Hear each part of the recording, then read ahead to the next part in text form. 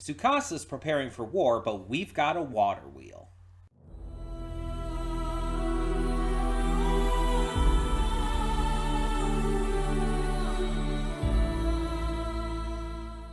Hey everyone, welcome to Princess Gay. I'm your host Connie, and today we are here with my blind reaction to episodes 21 and 22 of Dr. Stone.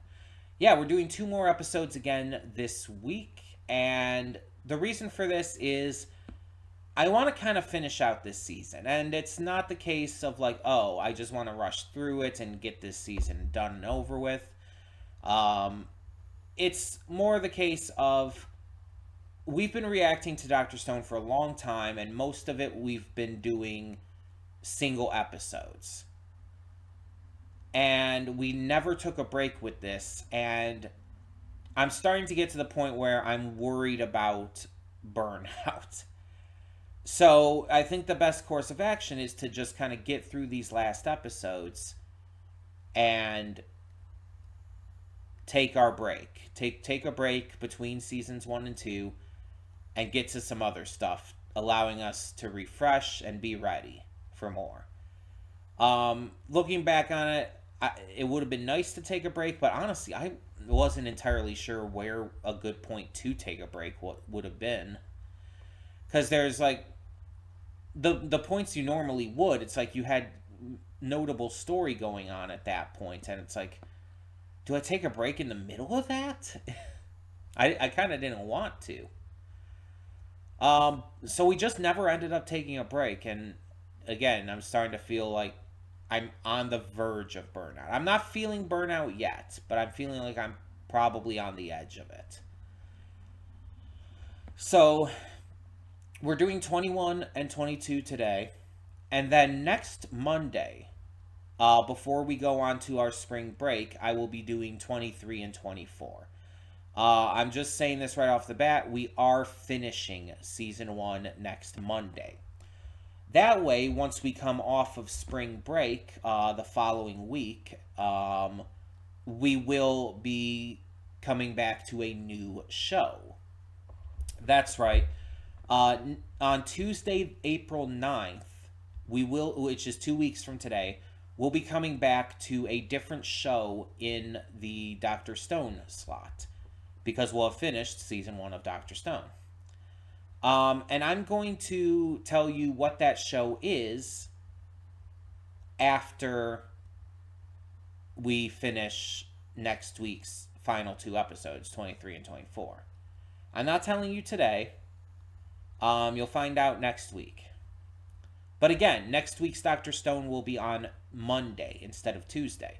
We're doing One Piece, Dr. Stone, and Whack Fu on Monday. 3 shows from 3 normally different days, but they're the 3 I want to leave off on Monday the 1st before we start the spring break. I think they're just the 3 that I don't want to wait like an entire week to get to again. Well, actually, it would be an entire 2 weeks pretty much. So, yeah, it's like I don't want to wait extra time to get to them.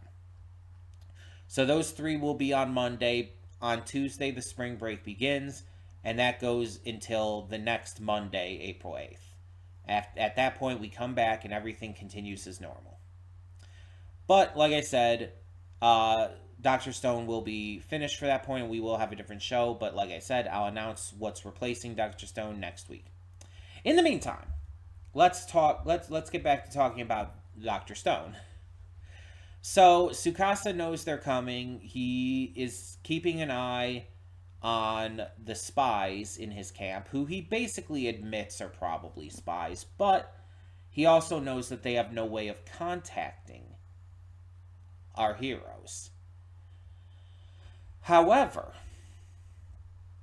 Senku has decided to start working on building cell phones. Rudimentary, simple ones, but still cell phones nonetheless. And this is going to be interesting to see how it comes together. Let's be honest, they're more walkie-talkies than cell phones, but the point kind of still works. It's going to be interesting to see how he can craft this in this stone world. We got a water wheel, so we got increased electricity. We've got definitely some big upgrades. And the fact that Chrome was the one who came up with the water wheel idea on his own with no prompting, it just shows how impressive he is. Like, even Senku was blown away by his ingenuity there. Like, he was absolutely impressed. And, it's not very often that Senku is that shocked by something. So you gotta give the credit where it's due. Our boy did good. We also have them currently being watched by Pinky. I can't remember her actual name at the moment, but the pink-haired girl. She's watching them, and they even offered her a little bit of cotton candy, kind of as a peace offering, but also just to, give her something nice and sweet because everybody else is having some, and Senku's a good guy, so we wanted to share it with her as well. It's really cool to see, and I just enjoyed the idea. It's also obvious she's at some point going to join the Kingdom of Science, whether with the others from Tsukasa's empire or just on her own. Like, she does not seem like a bad person. And I keep saying, like, most of these people in the Tsukasa Empire probably aren't. They're just, following Tsukasa because they believe in him and they understand his goals and everything. And while the one guy, I can't remember his name at the moment, while he and Tsukasa are shown to be very similar, it is also like it's been stated that they're a little different in how they work with their philosophies and all. But they are still very similar. And so I think if Tsukasa were to defect, all of them would. And I think that's probably going to happen. I think Tsukasa is probably going to come over to the good side. I don't know what's going to convince him, but that is still my strongest theory. Because again, like I've said before, I don't see him being defeated by Senku in the Kingdom of Science. Not that, strongly at least. But I also don't really see him defeating the Kingdom of Science. I just don't see that happening for the end of this season. It just wouldn't make sense to me. And I don't see either side running away and retreating. I just can't see that happening either. So I just don't see what else could be the case. I think that's really the only option here, right? And it would feel like that's like, okay, that's a season-long story arc that's concluded. We don't need to have it go past that. I don't know. We'll see. We'll see. In the meantime, though, let's just get this going since we have 2 episodes to get through and hope for the best. So when the screen fades to black, pause this redirect and go to the description below. Follow the link to the reaction, and after you watch it, come back here to the redirect and resume play. Because after it fades to black, then fades back in, everything from that point forward will be my afterthoughts and will contain spoilers to the episodes. So, that being said, thank you so much for tuning in, and I'll see you at the reaction. And we are back, and we'll begin with spoilers in 3, 2, 1, now. So, this was another really good set of episodes here, and really heartfelt and calming, and not super heavy and all. Also, we didn't even see the pink-haired girl at all during these Hyogo's lieutenant, I guess you could say. We didn't get to see her at all during these 2 episodes. She's presumably still watching, but she wasn't even shown. That being said, yeah, so this episode featured Christmas, it featured Senku's birthday, it featured a little cave dive, which was probably the most exciting part of the episodes, when they went into the cave and everything. And they were working on light bulbs and, kind of just continuing to work towards the cell phones, but not quite getting there yet. The biggest problem came with the bamboo. It just wasn't strong enough. They needed something stronger, and Suika managed to find something. And yeah, a really rare gem that tungsten can be derived from. And tungsten is the strongest known uh, metal in the universe and most heat resistant and everything. And again, that's known at least. You have to take that into account. So now he's going to be able to use that for his cell phone, and the plan still goes ahead. But there's only 2 more episodes after this, so they're going to have to finish the cell phone and all and get to the attack and everything at the same time within these 2 episodes. It's going to be a lot, but I think they'll be able to pull it off. Now, we find out that Magma was initially planning on killing them in the cave, but ended up kind of changing his mind, and he ended up saving Senku instead, which, just caused them both to fall down.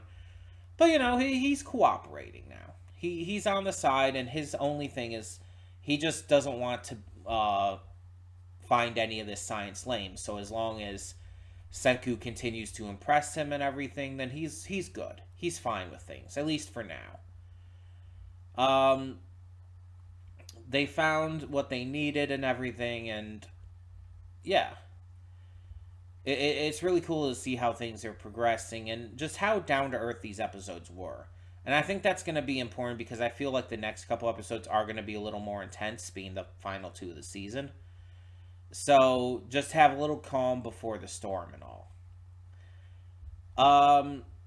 The stuff with the lighting up of the tree for Christmas and everything, as well as giving Senku a birthday present. It's like, this is like just wholesome shit. Just a very wholesome, cute episode that I really enjoyed watching.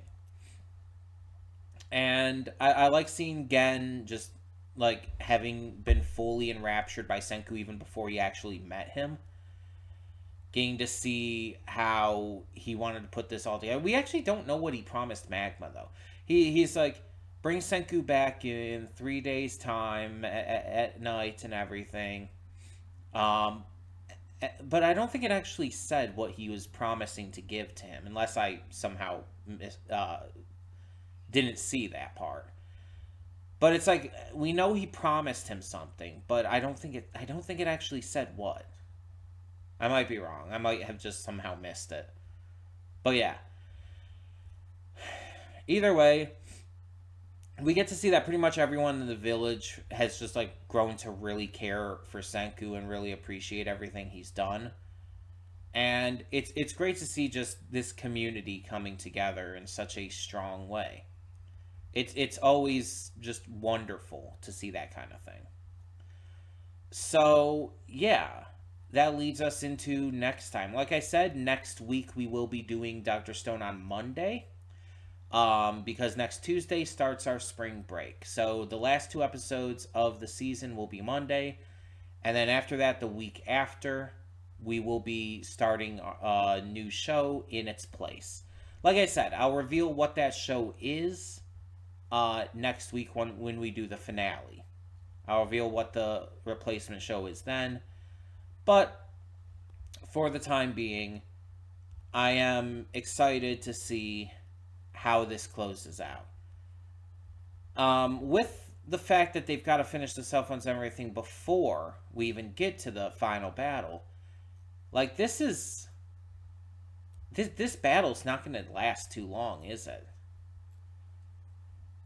It's just gonna. I'm curious to see how this ends up going.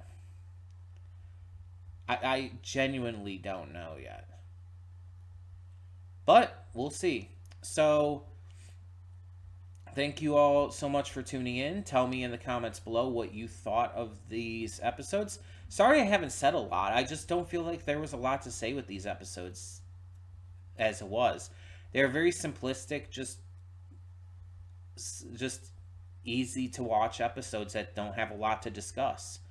I mean, Senku's birthday apparently is 2 days after mine. There's that, I guess. But yeah, I don't really have much to say because they were very simple, nice episodes. There wasn't a lot to talk about and not a lot of revelations or anything. It was just cute. It was wholesome. It was enjoyable. But like I said, the calm before the storm. It's about to get much more exciting. And the finale is probably going to have a lot more to talk about than these two episodes did. So, like I said, all of that being said, thank you so much for tuning in. Once again, leave any comments, any thoughts down below. And for now, I'm Connie and I'm signing off. See y'all next time.